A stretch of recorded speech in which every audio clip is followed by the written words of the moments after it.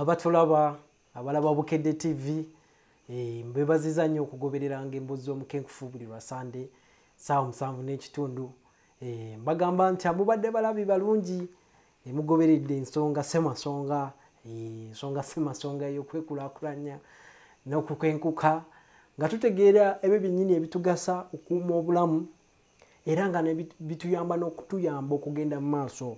Naye gwe asoose okundaba olwaleero kugamba nze ayogera naawe era naawe andaba nze omukenkufu yennyini Julius Nyanzi mukwano gw'abangi mumpita Ssaabakenkufu.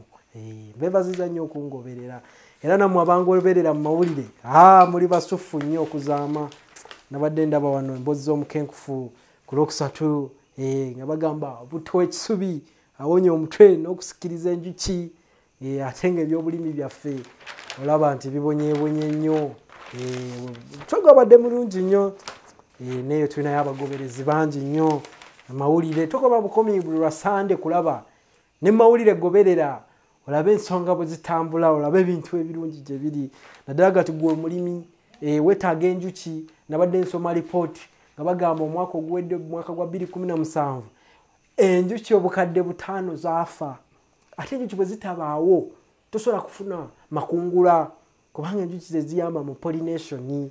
Kati funa ekisubi kiteeke muki butto w'ekisubi omutonyeze kapamba oteeke mu nnimiro yo olabe kasooli bw'abala olabe emmwanyi bwe zibala mugenda ne mulima obutunda ne mulima emiyembe ne bigaana okubala n'obirimira emyaka n'emyaka n'otandika okunonooza nti emiyembe gyange baagikonamira. Vaawo naawe endowooza yakyalo nnyo endowooza gireke jangu omukenkufu wali ku Ikotorio kisenge 152 actually street number kati street number naye nga bagiyita 152 ofune akawo k'enjuki kano akasikiriza enjuki. Era gwe naawe ali eyo nga olunda enjuki zigaana okuyingira mu mizinga, enjuki zirina effujjo, enjuki zigenda ne zikukookonya ne ziyingiramu ssaawa busaawa ne zisenguka genda olaba nga zigenze tokaayana nazo. Funa akapamba otonyezeko akawo k'ekisubi oteeke mu mizinga gyo ojja kulaba enjuki bwe zijja. Ate wabbali bw'oteekawo wakisi kiyitirira wakisi w'enjuki kiyitirira. Naye olwaleero njagala twogere ku butto oba ku kibala ekikyasinze okuba eky'amaanyi mu nsi yonna.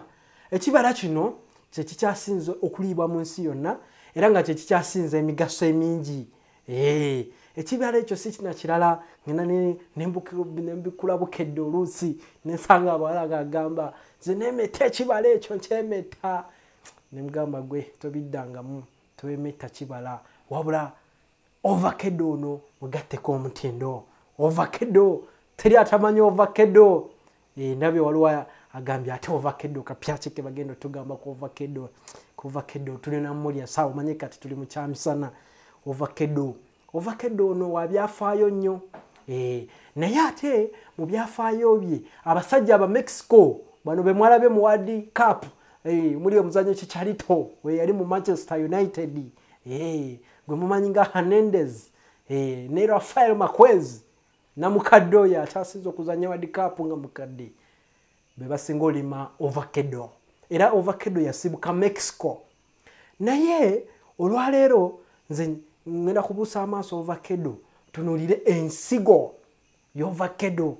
Ate bwe mala okutunula ensigo y'ovakado nkugambe nze ndi mukenkufu ne Prof Bio Research tuli bamanyi tugenda kwongerako omutindo tukolemu butto avudde mu nsigo z'ovakado.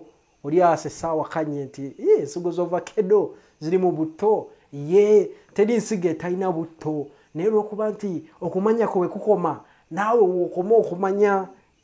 Naye olwaleero kanjogere ku nsigo z'ovakado naddala butto ava mu ovakado. Ovakado ono nkugambye asibuka Mexico era akaalo kalambe Mexico bakayita Tanstaro. Ovakado faamu zaabwe bazikuuma na mmundu nga bw'olaba wano mu Uganda abalimi ba vanilla. Gavumenti yayagala obbawa ku mmundu bakuume vanilla nga babbi bafuuse ababbi ba vanilla. Naye akaalo ako kyava kuba nti abayaga gavumenti ya America naddala ekitongole kiri kye bayita DEA Drug Enforcement Authority kyakulwakinga down kwegamba kyanoonya nnyo abayaga ne bababuzaako obwekyusizo bano Escobar bagenda okulaba nga bakulaakulana nnyo ba Paul Escobar yakola ekyalo kiramba nga sente azeebaka muno zeebaka n'azeesanguzwa n'entuuyo $1,000,000 siva ku bino bye tunoonya dola nga bannayuganda dola ne zituzina amagunju dola yafuuse dola Uganda babonyeebonye ne dola naye abasajja bali abayaga gavumenti ya America we yabayigganye nnyo ne baddukira mu business y'ovacado kubanga ovacado bakizuula ate ng'afuna nnyo okusinga n'enjaga nga business y'ovacado mu Mexico ya $8,000,000 naye ng'Abamerika bwe batwalira ovacado tebaagalako kino ekinyama kye mulya baali baagalamu nsigo ate ng'ensigo eno baali baagalamu buto ava mu nsigo gye bayita avocado seed oil kati olwaleero njagala twogere ku avocado seed oil buto avudde mu nsigo y'ovacado buto avudde mu nsigo y'ovacado yabyafaayo nnyo nga ffe tuggyeko kulya ekinyama kino eky'ovacado n'okukozesa ensigo zino okwepena abakyala bambi bakozesanga ensigo zino z'ovacado okwepena nga beepena oli n'ayawuza alinga ayawuza ngenda okukakkana nga omusajja oba omwana muwala munne amukubye center boloti ali mu kwawula 9 bovacado ku center boloti naye sasika tubyokwepena ebyo bizibu nnyo genda okukakkana center boloti kati eragaya n'abakazi abasinga beewuunya center boloti yange yabaaki yalaga yabamukuba ensigo y'ovacado awo we twakoma kwepenyesa nsigo naye ffe twasukkawo ne tukamulamu kabuto kubanga kabuto k'ovacado kalina vitamini ekyasinze gye bayita vitamini E akabi nnyo naddala eri abakyala bangi nnyo bali mu kubonaabona n'ebyovacado naye nkugamba nti vitamini E esinga eri mu ovacado ensigo okusinga kino ekinyama kyovula bw'oba olidde buto wa ovacado n'omwesiiga ojja kuba mukaddanyirira ojja kuba tosensebuka omukazi afumba n'afumba nga mwana muwala kijaana kikukubisa omutima ne gutujjulira ogetusalina owulira nga gubuguma naye ebbanga lyeyo libitawo n'amala okuzaala omugulanda omukyala bwe batuyagana kutambula naye ng'asetsebuse naye omukyala ali eyo n'omwami ali eyo toyiikayika sigala ng'oli muto nga bwe wali mu sweet 16 kozesa kabuto k'ovacado kuba kalina vitamini E yekyasinza okuuma skin ng'eri nakyo nga enyirira temuli kanyanya temuli mbalabe ng'oyakayakana ng'ettungulu oyakanayakana nga diamond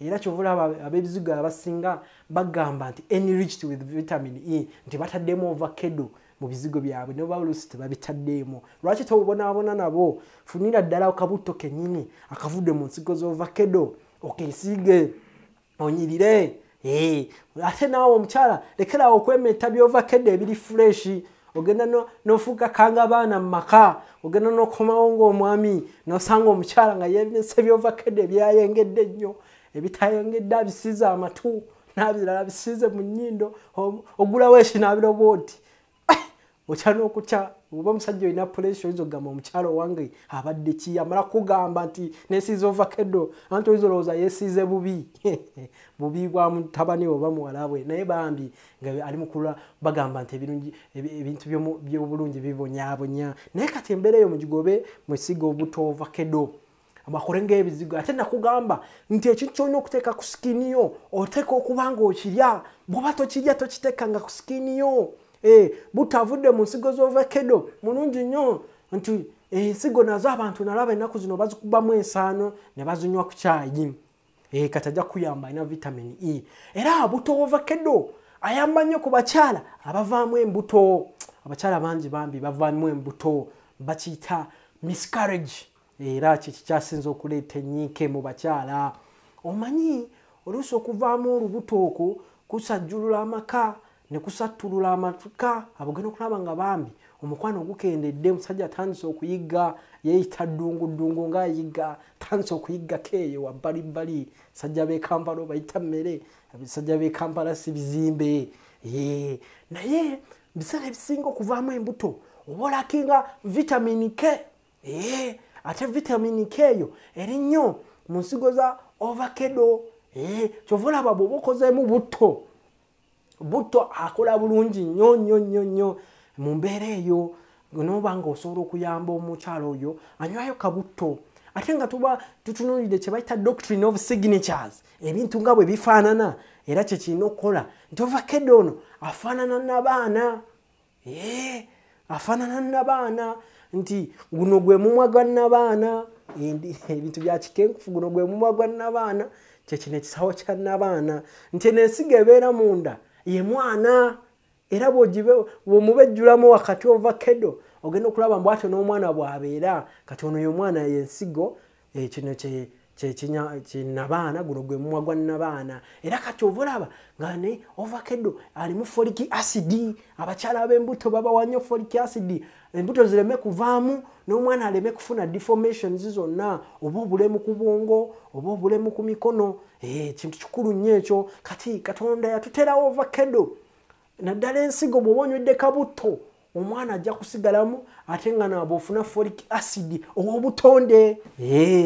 Kamala okwesiga ku kabutto ka ovakkedo nga bwe tukomawo.